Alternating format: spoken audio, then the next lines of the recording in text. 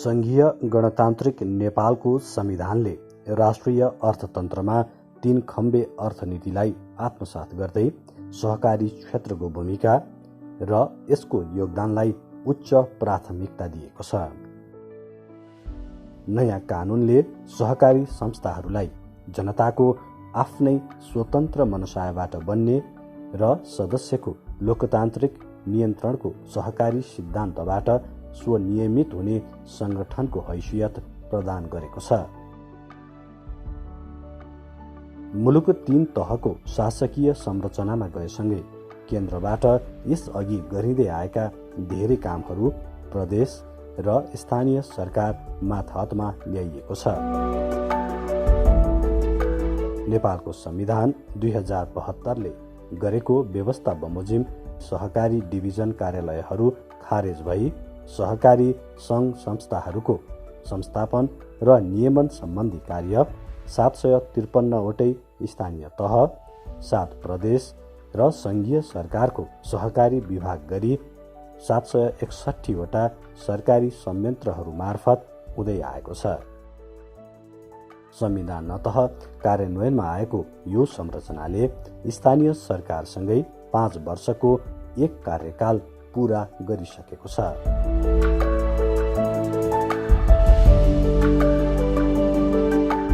स्थानीय तह, प्रदेशहरू र सङ्घमा सहकारी संस्थाहरू हस्तान्तरण हुने व्यवस्था अनुरूप विभिन्न डिभिजन सहकारी कार्यालयबाट एकै पालिकाभित्र कार्यक्षेत्र भएर सञ्चालनमा रहेका सहकारी संस्थाहरू स्थानीय सरकारको नियमन क्षेत्रमा हस्तान्तरण भइआएका छन्। यसरी स्थानीय निकायको मातहतमा आएका सहकारी सङ्घ संस्थाहरूको प्रवर्धन गर्न तालिम, अनुदान, सदस्य लक्षित कार्यक्रमहरू लगायत सञ्चालन गरिएका छन्। यसले समुदायमा कृषि, पशुपालन, साना स्वरोजगारमूलक उद्योग व्यवसाय सञ्चालन आदिमा निकै सघाएको छ।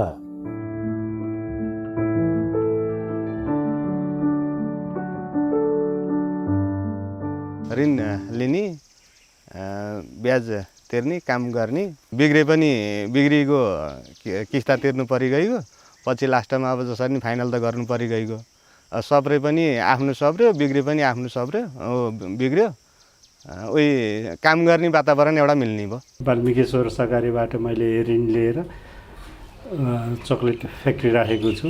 चक्लेट हाम्रो काठमाडौँमा छ र आफ्नै गाउँ एरियातिर र अनलाइनबाट कसैले नाम गरेको गिफ्ट आइटम पनि राखेका छौँ। सहकारीले अब हामीलाई त सकभर अब यो ब्याजमा अलिकति डिस्काउन्ट दिए हामीलाई अलिकति चल्नलाई सजिलो हुन्थ्यो। व्यावसायिकहरू तालिम पनि अलि राम्रो दिने, अरू पनि नयाँ अरू तालिमहरू दिए राम्रो हुन्छ।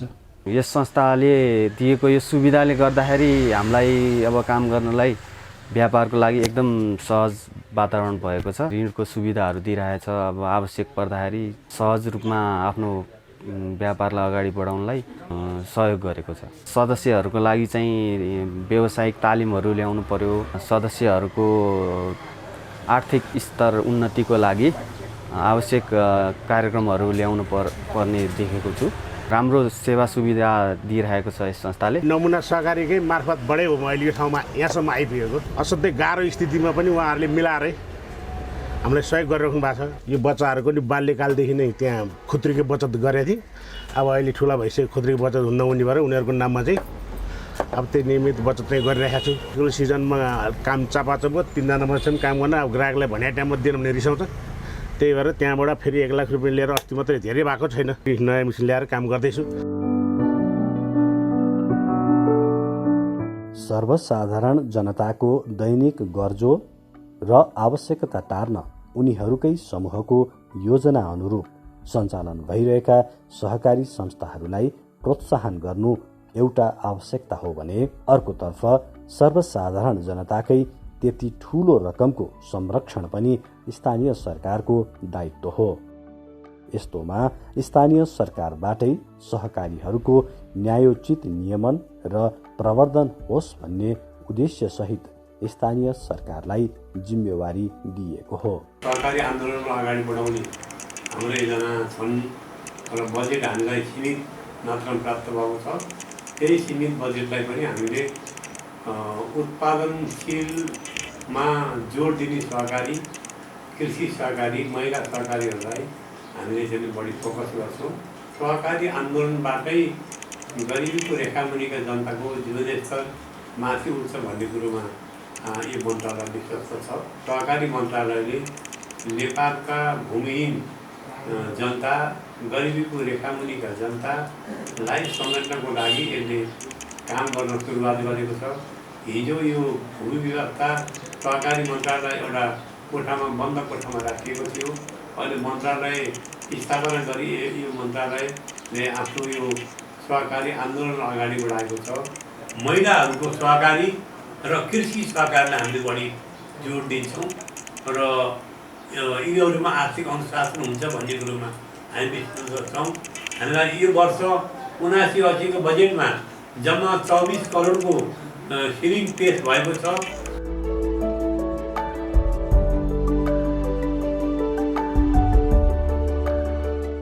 पछिल्लो समयमा सहकारी संस्थाहरूमा व्यवस्थापन सूचना प्रणालीको माध्यमबाट प्रतिवेदन दिने र नियामक निकायबाट स्वचालित तथ्याङ्क अपडेट गर्ने कार्यको सुरुवात भएको छ। यसले एकातिर संस्थाको आर्थिक कारोबारमा पारदर्शिता कायम गर्न मद्दत गरेको छ भने अर्कोतर्फ आम बचतकर्ताको बचत संरक्षणको प्रत्याभूति पनि गरेको छ। प्रदेश सरकारबाट एउटा पालिकाभन्दा बढी कार्यक्षेत्र, प्रदेशभरि कार्यक्षेत्र भएका सहकारी संस्थाहरू हामीले चाहिँ अनुगमन नियमन गर्छौँ भने स्थानीय तहभरि कार्यक्षेत्र भएका सहकारी संस्थाहरू चाहिँ स्थानीय तहहरूले नियमन गर्ने गरेका छ।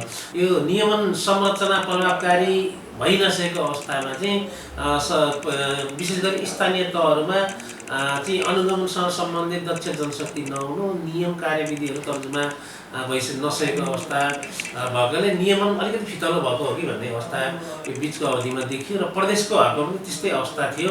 र प्रदेशमा अहिले चाहिँ प्रदेशको भूमि व्यवस्था सहकारिता गरिबी निर्माण मन्त्रालयले सहकारीहरूको अनुगमन नियमन गर्ने एउटा चाहिँ परिपाटी बसालिसकेको अवस्था छ भने अधिकांश स्थानीय तहहरूमा पनि अब नियमन संरचना खडा भएर गइसकेको अवस्था भएकोले अब नियमनमा चाहिँ प्रभावकारिता आउँदैछ। त्यसमा पनि अहिले हामीले प्रदेश सरकारबाट चाहिँ यो आगामी आर्थिक वर्षमा प्रदेशभित्रका सबै स्थानीय तहहरूमा को नियमन संरचना अझ प्रभावकारी बनाउन स्थानीय तहसँग समन्वय गरेर स्थानीय तहका चाहिँ सहकारी शाखा हेर्ने जनशक्तिको चाहिँ दक्षता अभिवृद्धि गर्ने खालका कार्यक्रम पनि ल्याएको छौँ र ऐन नियम नीतिका नमुनाहरू पनि अब तर्जुमा गरेर विशेष गरी मापदण्ड कार्यविधिका नमुना तर्जुमा गरेर त्यसलाई प्रसार गरेर हामी चाहिँ अब समग्र बागमती प्रदेशकै सहकारी नियमन एकरूपता ल्याउनु गरी हामीले काम गरिरहेका अवस्था छ।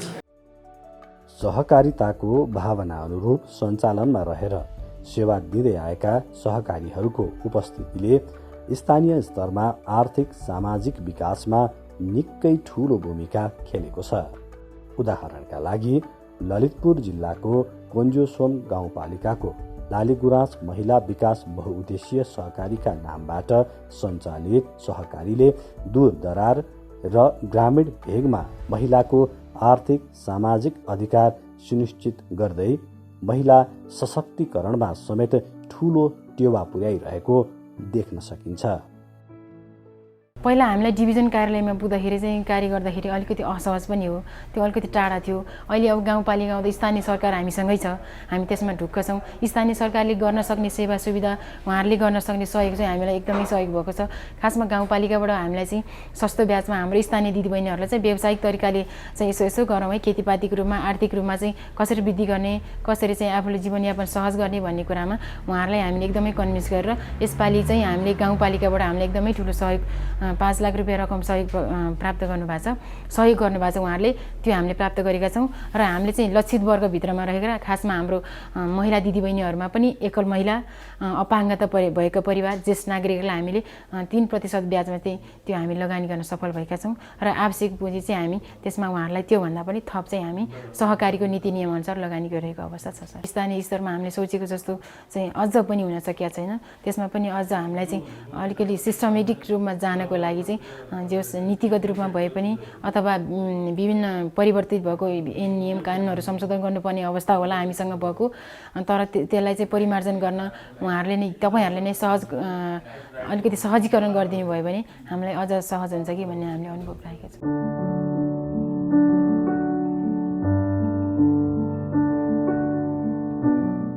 महिलासँगै कृषि, दुग्ध, बहुउद्देश्यीय, विद्युत लगायत सहकारीहरूले स्थानीय स्रोत र पुँजीबाट सामाजिक परिवर्तनमा पनि ठूलो भूमिका खेलिरहेका छन्। स्थानीय तहबाटै सुपरिवेक्षण र सहयोग हुने भएपछि सहकारीको मान्यता अनुरूप सञ्चालन हुन सहज भएको बुझाइ सञ्चालकहरूको छ। तथापि अनुगमन र नियन्त्रणमा बढी केन्द्रित हुने, तर अनुदान, सहयोग, योजना कार्यान्वयन र समग्र प्रवर्धनात्मक काममा भने धेरै गर्न बाँकी रहेको सहकारी सञ्चालकहरूको अनुभव छ। संहितामा गइसकेपछि स्थानीय तहले नै सहकारीहरूको अनुगमन गर्ने, नियमन गर्ने, सहयोग गर्ने अथवा अधिकार नै स्थानीय तहमा गइसकेपछि विशेष गरी सहकारी संस्थाहरूलाई व्यवस्थित गर्ने कुरामा, मर्यादित गर्ने कुरामा, प्रविधि मैत्री बनाउने कुरामा स्थानीय सरकारहरूले सहयोग गर्नुपर्ने हो। तर त्यस्तो सहयोगको चाहिँ हामीले महसुस गरेका छैनौँ। उनीहरूले चाहिँ विशेष गरी यो चाहिँ एउटा नियमनकारी निकायको रूपमा मात्रै अनुगमन मात्रै गर्ने र विशेष गरी अलिकति डन्डा मात्रै लगाउने खालको चाहिँ अवधारणा सहकारी तल स्थानीय तहमा आएको छ। तर हामीले चाहिँ के भनिरहेको छौँ भने सहकारीहरूसँग चाहिँ तपाईँको के हो त सहकारीलाई व्यवस्थित गर्नको लागि तपाईँको सहयोग गर्नुपर्ने कुरा तालिम हुनसक्छ, फर्निचरहरू पनि हुनसक्छ, अथवा अरू चाहिँ तपाईँको प्रविधि होइन अब सफ्टवेयरहरूको कुराहरूमा चाहिँ सिकाउने कुराहरू हुनसक्छ। यो सबै कुरा हुनसक्छ। स्थानीय तहले चाहिँ सहकारीहरूलाई व्यवस्थित गराउने कुरामा ध्यान दिनुपर्ने हो। सहकारीमा चाहिँ तपाईँको सञ्चालकहरूले गर्ने बदमासीहरूलाई पनि टाइट गर्नुपर्ने स्थिति आफ्नो ठाउँमा छँदैछ र सहकारी संस्था मार्फत लोन लाने सदस्यहरूको सन्दर्भमा पनि स्थानीय तहले एउटा चाहिँ नीतिगत निर्णय बनाएर हामीले तपाईँको गत सालै चाहिँ तपाईँको बजेट नीति कार्यक्रममा पनि ऋण नतिर्नेहरूलाई पनि तपाईँको सेवा सुविधाहरू वञ्चित गराउने भन्ने खालको चाहिँ नीति आएको थियो। तर त्यसलाई चाहिँ तपाईँको स्थानीय तहहरूले कार्यान्वयन यो सहकारी क्षेत्रलाई चाहिँ सहकारीलाई चाहिँ यो सहकारीलाई बलियो बनाउने कुरामा चाहिँ कार्यान्वयन गर्ने कुरामा स्थानीय सरकारले चाहिँ ध्यान दिएको चाहिँ छैन। स्थानीय गाउँपालिका र ओडा र नगरपालिका ओडाहरूसँग समन्वय गरेर हामीले यस भेगको चाहिँ विद्युतीकरणको लाइन विस्तारको कामहरूमा चाहिँ हामीले स्रोत जुटाउने काममा हामीले सहकार्य गरेका छौँ र अरू अन्य काममा पनि गाउँपालिका अथवा ओडाहरूसँग सहकार्य गरेर त्यस क्षेत्रका महिलाहरूको चाहिँ सिप विकासको तालिम र बिजुलीको पहुँच पुगेर पनि सबै घरमा चाहिँ आर्थिक अवस्था कमजोर भएका उपभोक्ताहरू चाहिँ बत्ती बाल्न सकिरहेका हुँदैनन्। तिनीहरूलाई चाहिँ अरू सानो संस्थाहरूसँग चाहिँ जोडेर ती घरमा चाहिँ बिजुलीको पहुँच विस्तार गर्नलाई चाहिँ मिटर अनुदानको कार्यक्रमहरू भयो। गाउँपालिका को व्यवस्था भइसकेपछि बजेट पर्याप्त मात्रामा गएको छ।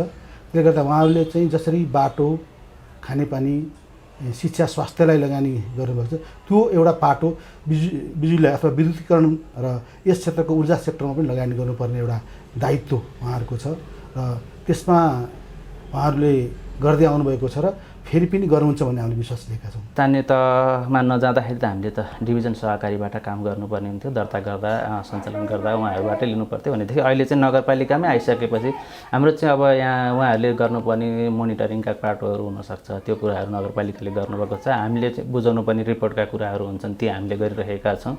भनेदेखि उहाँहरूले विभिन्न समयमा चाहिँ विभिन्न किसिमका चाहिँ सहकारीहरूलाई अगाडि बढाउनको लागि चाहिँ कार्यक्रमहरू, क्षमता अभिवृद्धिका कार्यक्रमहरू सञ्चालन गर्नुहुन्छ। त्यसमा हामी पनि सहभागी हुन्छौँ। हाम्रा वार्षिक साधारण सभाहरू गर्नुपर्ने कुराहरूमा चाहिँ उहाँहरूले चाहिँ मध्यस्थकर्ताको भूमिका जुन निर्वाह गर्नुपर्ने हुन्छ त्यो कुराहरू गरिराख्नु भएको छ। जस एउटा चाहिँ समन्वयकारी भूमिकाबाट चाहिँ हामी अगाडि बढिरहेको छौँ। हिजोको डिभिजन सहकारी हुनुभन्दा हाम्रो नगरपालिकाकै शाखा हुँदा हामीलाई अझ नजिक भयो जस्तो र थोरै एरिया मात्र उहाँहरूले हेर्दै गर्दा चाहिँ हामीलाई अझ ध्यान पुर्याए जस्तो चाहिँ हामीलाई भान भएको छ।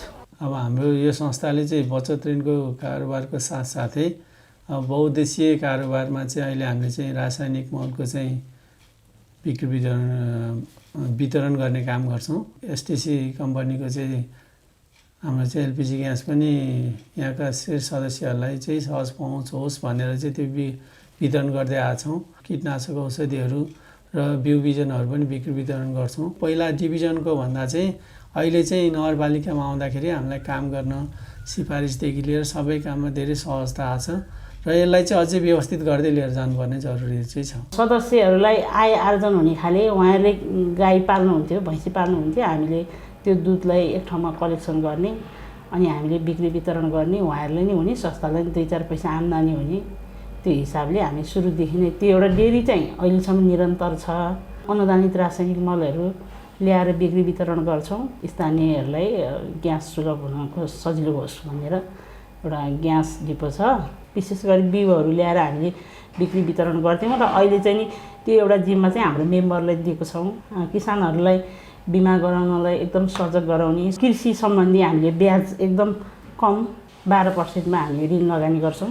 एउटा कोपमेसको सिस्टममा जानुपर्छ भनेर उहाँले तालिम दिनुभयो। सहकारीको नाममा धेरैले चाहिँ जनताले पनि दुःख पाएका छन् र सहकारी कर्मीहरूले पनि दुःख पाएका छन्। त्यसले गर्दाखेरि एउटा स्थानीय स्तरबाट चाहिँ स्थानीय सरकारबाट चाहिँ त्यो ग्याप चाहिँ एउटा फिल गर्नुपर्छ। त्यो कुनै पनि जनता ठगिनु हुँदैन सहकारीबाट र सहकारी कर्मीहरूलाई पनि गलत नजरबाट हेरिनु हुँदैन। पालिकाहरूले नयाँ व्यवस्था बमोजिममा मार्फत आएका सहकारी संस्थाका रेकर्डहरूको भण्डारण र सुरक्षाका लागि सहकारी विभाग वा शाखा नै बनाएर काम गरिरहेका छन्। कतिपय सहकारीका कागजपत्रको विद्युतीय प्रति बनाएर राख्नुका साथै सहकारी संस्थाहरूलाई विद्युतीय प्रणालीमा नै आबद्ध गराउन सुरु गरिएको छ। तथापि स्थानीय तहलाई सहकारीको क्षमता बढाउने र त्यहाँ हुने ठगी रोक्ने चुनौती भने थपिएको छ। सञ्चालित सहकारी मध्ये 90% भन्दा बढी सहकारी संस्थाहरूले बचत तथा ऋणको मुख्य कारोबार गर्ने गरेको र ती संस्थाहरूमध्ये केहीले सहकारीको मूल्य, मान्यता, सिद्धान्त र प्रचलित कानुनलाई पालना नगरिरहेको अवस्थामा बचतकर्ताको बचतलाई सुरक्षा प्रदान गर्ने, उचित प्रतिफल दिने र तोकिएको समयमा नै सदस्यहरूको बचत फिर्ता हुने वातावरण सुनिश्चित गर्नुपर्ने प्रमुख चुनौती सामु रहेको सहकारी विभाग र शाखाका प्रमुखहरूको भनाइ छ। हामीले चाहिँ सङ्घको सहकारी ऐन र प्रदेशले जारी गरेका बीचमा नीति निर्देशिकाहरू र कार्यविधिहरूको आधारमा र गाउँपालिकाले आफैले बनाएको कार्यविधिहरूको आधारमा चाहिँ हामीले सहकारीहरूको चाहिँ नियमन, अभिलेखीकरण र व्यवस्थापन गरिराखेकै छौँ। साबिकको डिभिजन सहकारी कार्यालयले 64वटा सहकारी दर्ता गरेको कोन्दुसुम गाउँपालिकाका साबिकका 5वटा गाविस, हाल 5वटा वडा छन्, भएको अभिलेख हामीलाई पठाएको थियो 64वटा पोका।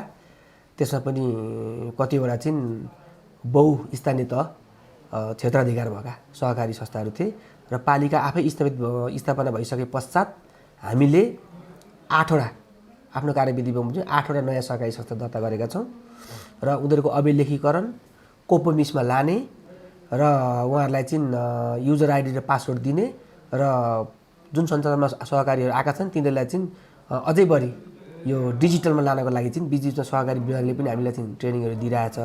त्यसैको आधारमा हामीले चाहिँ यहाँ स्थानीय स्तरको सहकारी शाखा व्यवस्थापन गरेर त्यो शाखा मार्फत र अनुगमन समितिको संयोजक उपाध्यक्षज्यूको नेतृत्वमा हुने गरेको छ। नगरपालिकाहरूले छुट्टै सहकारी विभाग गठन गरी काम गरिरहेको भए पनि अझै पर्याप्त जनशक्ति र बजेटको अभावमा सहकारीलाई मात्रै हेर्ने गरी छुट्टै शाखा वा विभाग बनाउन नसक्नु, कार्यबोझ धेरै हुनु, आवश्यक तालिम प्रशिक्षण नहुनु तथा अनुगमनका लागि अझै पनि व्यवस्थित संयन्त्र र प्रणाली बन्न नसक्दा भने चुनौती थपिएको बुझाइ गाउँपालिकाहरूको छ। कार्यालयमा बसेर पनि अनुगमन नियमन गरिरहेछौँ, फिल्डमा गएर पनि गरिरहेछौँ। कार्यालयमा चाहिँ कसरी गर्ने गरेको छ भने जुन सहकारी दर्ता चाउनारभित्र आबद्ध हुनुहुन्छ नि उहाँहरूको चाहिँ नियमित रूपमा वार्षिक साधारण सभा बसेको छ कि छैन, अडिट नियुक्ति लग्नु भएको छ कि छैन, त्यसको आधारले र वार्षिक समष्टिगत वार्षिक फारम भर्नु भएको छ कि छैन त्यसको आधारले गरिरहेका छौँ कार्यालयमा बसेर। अनि फिल्डमा गएर चाहिँ हामीले चाहिँ हाम्रो टिमै हुन्छ, टिम गएर चाहिँ त्यसको खातापाता हेरेर के कस्तो छ, ब्याज लगानी बचतमा ती सबै हेरेर तरलता के कति छ सबै तिनीहरू फिल्डमा हेरेर पनि त्यसरी गर्ने गरेको छौँ। नियमन गर्दाखेरि यो समय समयमा चाहिँ यो विवरणहरू नबुझाएकोमा चाहिँ सूचना प्रवाह गर्ने सूचना सम्प्रेषण गरेर बुझाउ भन्ने विभिन्न चाहिँ कसुर गरेका व्यक्तिहरूको नाम नामेसी खुलाएर पठाउने, के कस्तो उनीहरूको बैङ्कमा लगानी बचत खाता भन्ने खुला पठाएको हुन्छ, त्यसको विवरण माग गर्ने र उनीहरूलाई बेला बेलामा सहकारी विभागका सूचनाहरू सम्प्रेषण गर्ने गरी नियमन गर्ने गरिएको छ। नियमित अनुगमनमा सम्बन्धित पालिकाले समय समयमा अनुगमन टोली गठन गरी अनुगमन गर्नुपर्ने देखिन्छ। जनशक्तिहरूको क्षमता अभिवृद्धि गर्नलाई उनीहरूलाई सहकारी सम्बन्धी तालिम, सहकारी सम्बन्धी अन्तर्क्रिया, सहकारी सम्बन्धीले उनीहरूका संस्थामा कार्यरत व्यवस्थापक र चाहिँ लेखापाललाई सम्बन्धी तालिमहरू सञ्चालन गर्ने हो। नयाँ संरचनामा आवश्यक सबै कानुन नबनिसकेको अवस्थामा कर्जा नतिर्ने ऋणीलाई कालो सूचीमा राख्ने, बचत तथा कर्जा सुरक्षण कोषको व्यवस्था, समस्याग्रस्त सहकारीको व्यवस्थापन र खारेजी गर्ने तथा सहकारी संस्थामा जम्मा भएको रकम इनामिना गर्ने कसुर गर्नेलाई प्रचलित कानुन बमोजिम कारबाही गर्नुपर्ने जस्ता सहकारी संस्थाहरूको नियमनको दायित्व चुनौतीपूर्ण रहेको छ। यस्तै चुनौतीकै चाङ बीचमा पनि सहकारीको प्रवर्धन र विकासका निम्ति सिप विकास सम्बन्धी तालिम र प्रशिक्षण, नियमनकारी कानुनको निर्माण लगायतका योजना अघि बढाइएको पालिकाहरूको भनाइ छ। विभिन्न विषयगत सहकारीहरूको उपस्थितिले स्थानीयलाई सक्षम बनाई स्थानीय स्तरमा विकासका पूर्वाधारहरू निर्माण गर्न पनि सहकारीहरूको भूमिका महत्त्वपूर्ण देखिएको उनीहरूको बुझाइ छ। यस्तोमा कसरी उनीहरूसँग सहकार्य गरी अघि बढ्न सकिन्छ भन्ने सन्दर्भमा सरकारवालाहरूसँग छलफल गरी अघि बढिरहेको पालिकाहरूले बताएका छन्।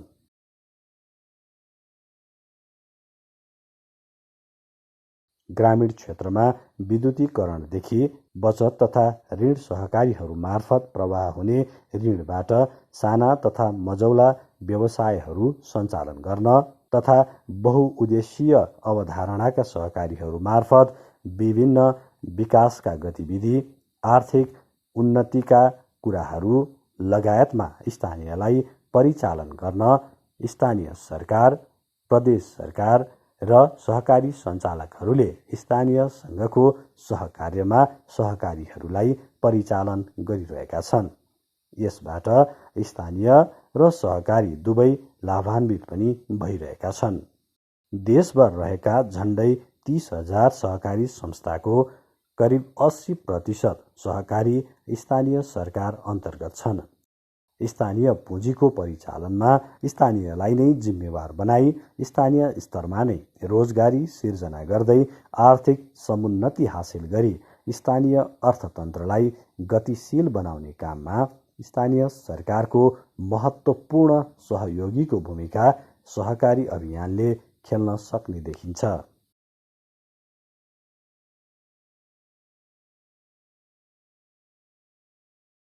त्यसैले सहकारी अभियानलाई केवल सुगम ठाउँ र सहरहरूमा मात्र केन्द्रित नगरी दुर्गम क्षेत्र र गाउँहरूमा समेत सक्रिय बनाउन र उत्पादनशील क्षेत्रमा काम गर्न प्रोत्साहन गर्दै उनीहरूको क्षमता विकासमा स्थानीय सरकार र प्रदेश सरकारले सहयोग गर्ने हो भने ग्रामीण क्षेत्रको आर्थिक सामाजिक रूपान्तरणमा ठूलो फड्को मार्न सफल हुनेछ।